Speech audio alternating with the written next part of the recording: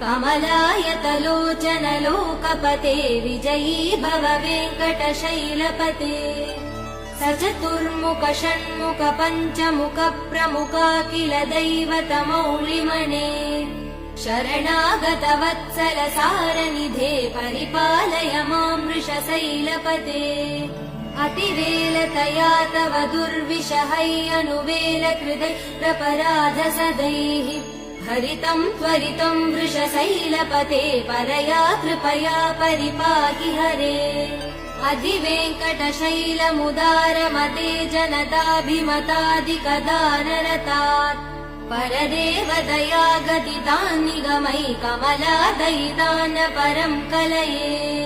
कलवेणुरवा वसगोपवधू शतकोटिवृतात् स्मरकोटिसमात् प्रतिवल्लविकाभिमदात् सुखदात् Vasudeva